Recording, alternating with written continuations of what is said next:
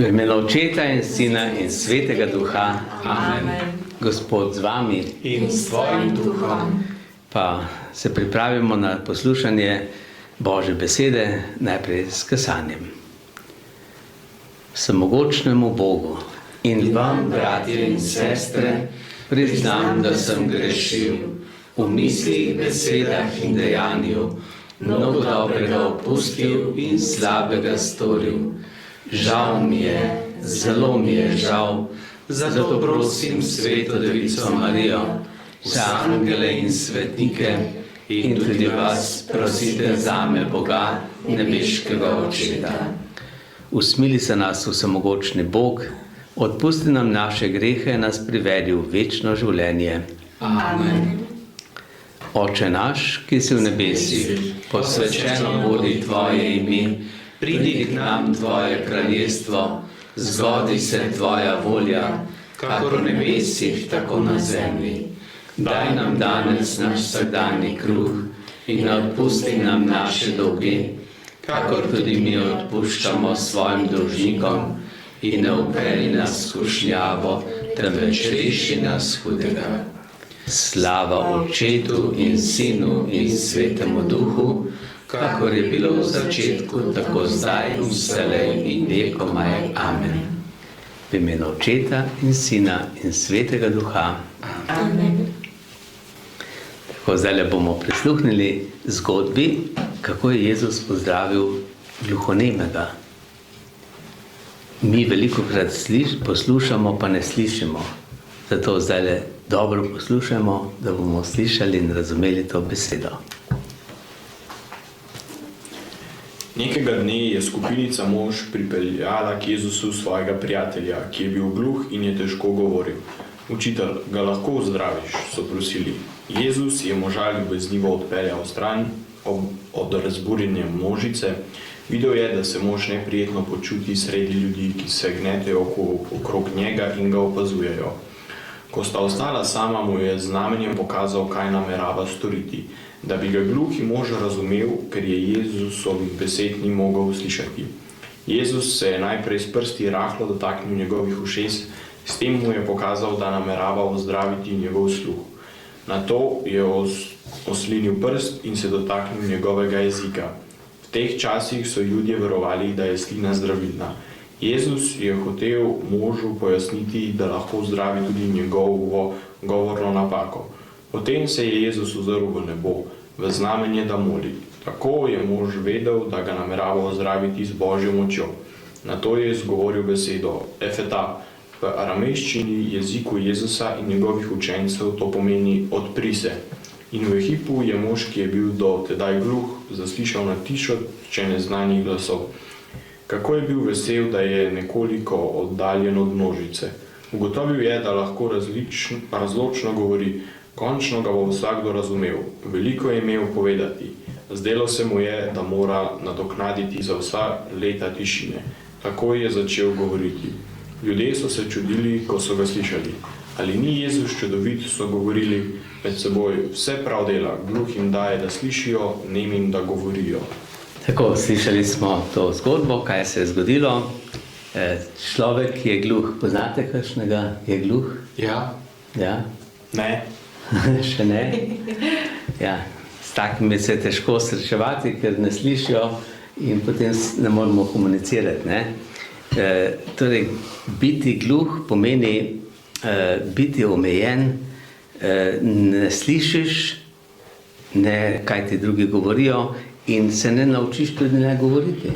Ja. Ne moreš znati govoriti, če ne slišiš. Ne?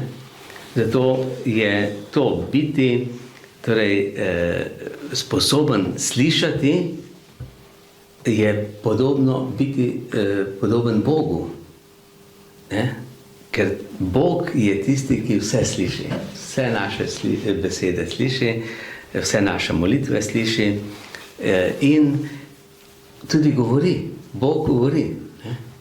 In Božja beseda, torej Božji sin je beseda. Ne? Beseda, ki je meso postala. Ne? To je zelo važno, da se tega zavedamo. In ta beseda, Jezus, ki je postala meso, ki je postala človek, pomaga, da bi tudi drugi slišali in videli. Ne? In da se nam odpre ta svet, svet svetlobe, svet barv in tega in svet glasov, harmonije. No, zato smo slišali eno besedo, kako je Jezus rekel, ko je odprl ušesa? Efeta. Efeta, ja, efeta. Pri krstu je en del obreda, kjer se lahko duhovnik ali pa tisti, ki krščuje, dotakne ušesa krščencu in mu reče efeta. Odpri se, da bi imel kristjan uho odprto ne samo za te glasove, ki jih slišimo v tem svetu, ampak za Božjo besedo. Zato je za kristjana zelo pomembno. No in to, da človek ne sliši, imamo dve vrsti gluhote. Fizično, ko človek ne sliši ali slabo sliši, starejši ljudje bolj slabo slišimo, ali pa kakšne že mlajši tudi če preveč na glas poslušaš, ali pa če nekje preveč ropota, ali pa tisti, ki imajo veliko slušalke na ušesih, potem slabo slišijo. No in zato ena je ta fizična gluhota, druga je pa, lahko rečemo, duhovna gluhota. Duhovno smo gluhi, ko sicer slišimo glasove, ne slišimo pa tistih besed in tistega človeka ali pa tudi Boga, ki ga nočemo slišati, ki ga ne želimo slišati. Da se ne odzoveš na te glasove, ne? To se pravi, ne slišimo takrat, ko smo jezni, ali pa na tistega, ki smo jezni. Tistega ne slišimo. In s tistim tudi ne govorimo. Ne? Če te nekdo užali, nos se povesi in ne govoriš en dan, en teden. Razen, če ga probaš nazaj. Ja.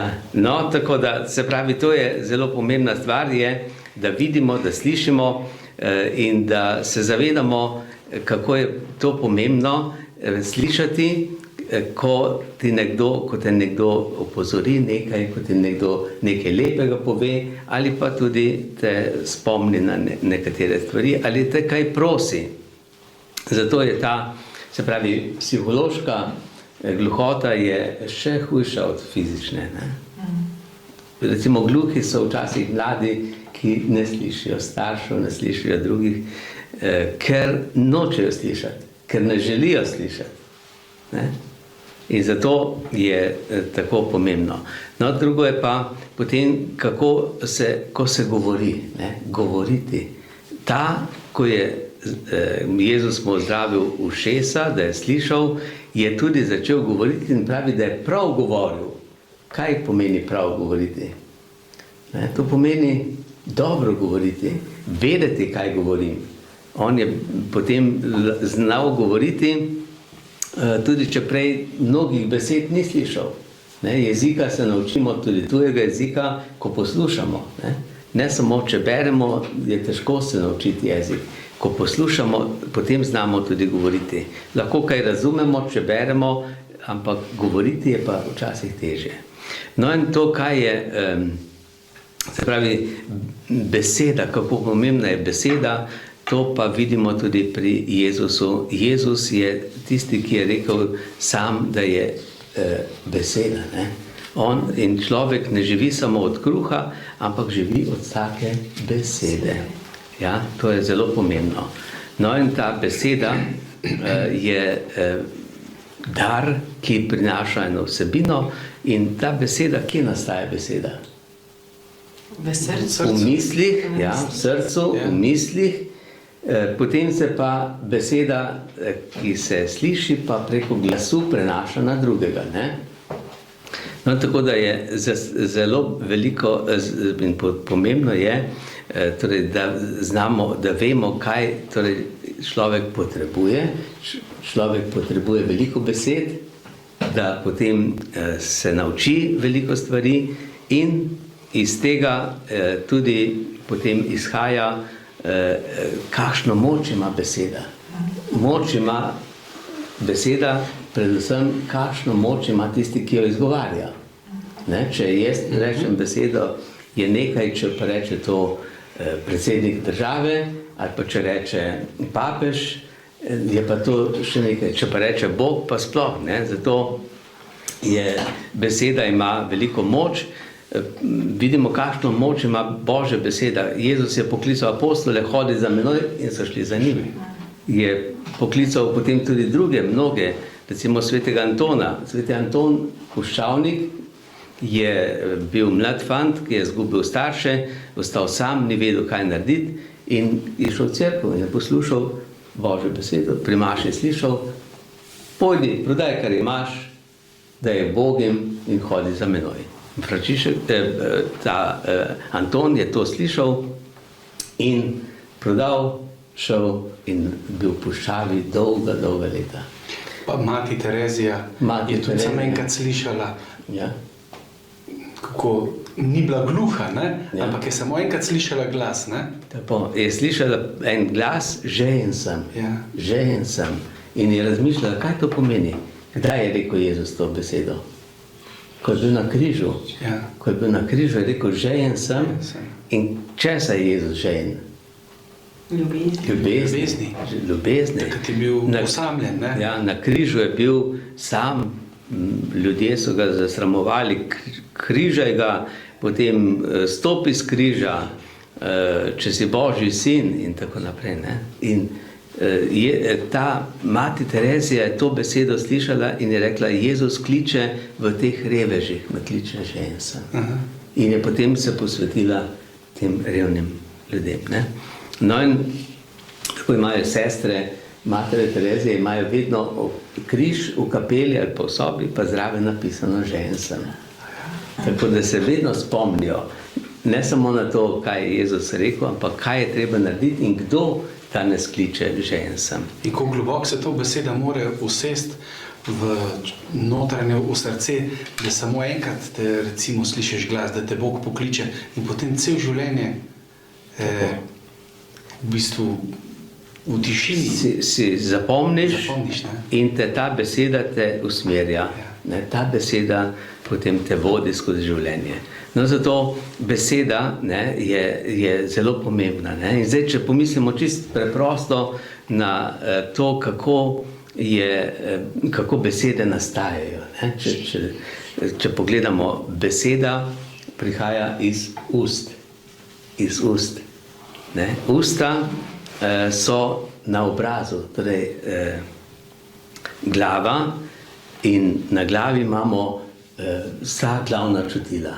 Oči, da vidimo, ušesa, da slišimo, usta, da govorimo, nos, da vohamo, jezik, da okušamo. Ne? Se pravi, 4 od osnovnih čutil imamo vse na glavi. Samo roke so še, ki tipajo, oziroma noge. In, ja? Se pravi, veliko. In usta, odkoder prihaja glas, odkoder prihaja beseda, so tudi en čudež. Kaj je vse v ustih? Kaj je v ustih? Zobje, jezik, grlo, ki je tudi malo bolj zadaj. Glasilke, majdelni, slina. Ampak usta so edini, ki sprejemajo in dajajo. Ja. Ne? Skozi usta gre hrana. Ja. Hrana, ki jo uživamo, in ta hrana, ki je materialna hrana, postaja osnova za duha. Ker če človek ne je, umre. Ne? Hrani tudi dušo. No in tako, torej, usta so tudi votlina kot en ojačevalec, ne? Da ojača tisto, kar iz glasilke prihaja. No in potem torej skozi usta gre ta energija, hrana, ne, je kot energija, ki potem postaja tudi duhovna energija. Ne, se pravi, materialna hrana se spreminja potem preko razuma in besed v duhovno hrano. No, tako da je zelo pomembno, da se zavedamo, kaj to pomeni tudi. Se pravi, eno je slišati besedo, drugo pa govoriti besedo. In da bi tudi mi znali govoriti, pomeni tudi hvaliti, slaviti pomeni moliti. Ne? To je za nas, kristjane, pomembna stvar. No, in tako, torej nismo mi lačni žejni samo kruha, ampak smo lačni tudi ljubezni, Božje besede. Človek torej ne živi samo od kruha, ampak po vsaki besedi, ki prihaja iz Božjih ust. Zato bodimo pozorni, da naša ušesa, kaj poslušamo, kako poslušamo, koga poslušamo. In na naša usta, kaj govorimo. Včasih so rekli, besede so srebro, molk je pa zlato. Tako, včasih je treba molčati, boljše molčati, včasih je pa treba tudi govoriti in tudi kaj povedati. No in zato bomo zdaj zaključili to naše razmišljanje. Kaj pa je najslabše? Preklinjati, blebetati, ali je najslabše? Zaničevati? To je pa sploh, če grde stvari, slabe stvari prihajajo, ne, to je pa slabo prihaja iz srca, če je v srcu slabo, se pravi v srcu, če rečemo v duhu, ne, če imamo svetega duha, prihaja Božja stvar. Če je pa v nas hudobni duh, prihaja pa podobna. Slabo prihaja, se pravi, v mislih, besedah in dejanjih, ne. In to najprej se pojavljajo misli, potem prihajajo besede in potem na koncu tudi dejanja. No, zato je pomembno, da se Bog se nam razodeva. Se pravi, preko oči vidimo svet, ki ga je ustvaril. Ne? Preko ušes slišimo Božjo besedo. Ne? Besedo, ki je Bog govoril po prerokih, po Jezusu. In potem še ljubezen, ki jo čutimo za vsem tem, za besedami, za vsem, kar imamo, kar nam Bog daje za telo in dušo, kar nam daje za to zemeljsko življenje in tudi tisto, kar nam daje za našo večnost. Bomo zapeli, odpri oči mi, da vidim te, Jezus, da se te dotaknem in rečem, da tvoj sem.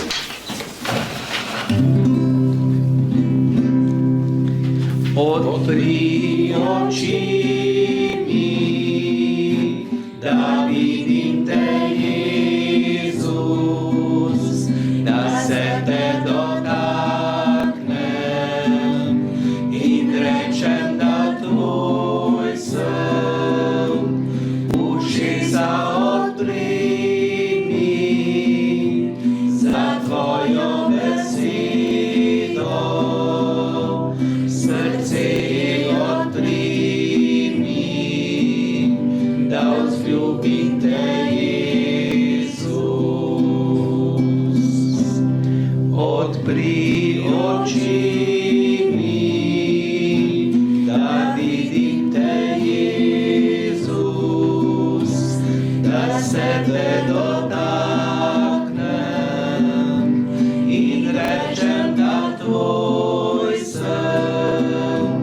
Ušesa odpri mi za tvojo besedo, srce odpri mi, da vzljubim te, Jezus.